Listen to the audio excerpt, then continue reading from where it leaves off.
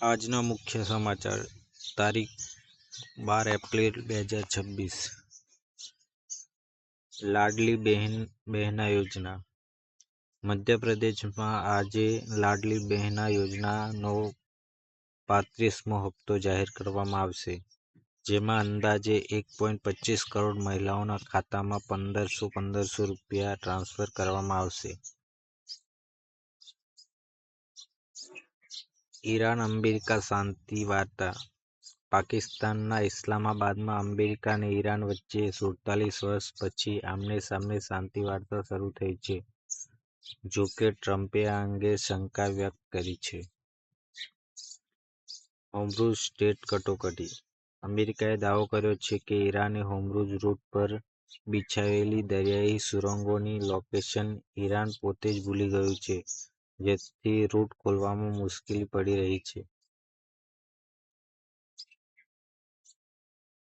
Diesel પર ટેક્સમાં વધારો ભારત સરકારે ડીઝલ પર એક્સપોર્ટ ડ્યુટીમાં 34 રૂપિયાનો વધારો કર્યો છે, જેથી દેશમાં ઇંધણના ભાવ સ્થિર રાખી શકાય। શાળાઓમાં વંદે માતરમ શિક્ષણ મંત્રાલયના નવા નિર્દેશ મુજબ હવે દેશની તમામ શાળાઓમાં દરરોજની શરૂઆત વંદે માતરમ ગાન સાથે કરવામાં આવશે। તેના ખેડૂતો પાસેથી ખરીદી શકશે ભારતીય સેના હવે સીધા ખેડૂતો પાસેથી ઓર્ગેનિક ફળો અને શાકભાજી ખરીદશે, જેનાથી જૈવિક ખેતી કરતા ખેડૂતોની આવક વધશે।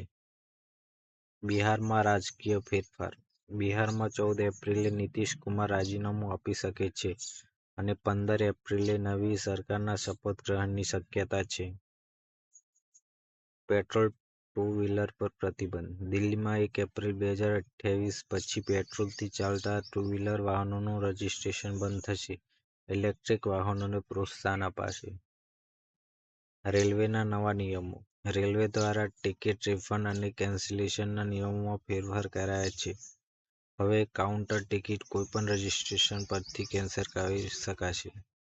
તો આ હતા 12 એપ્રિલના મુખ્ય સમાચાર। આવા સમાચાર જોવા માટે આજે જ અમારી ચેનલને સબસ્ક્રાઇબ કરો। Thank you.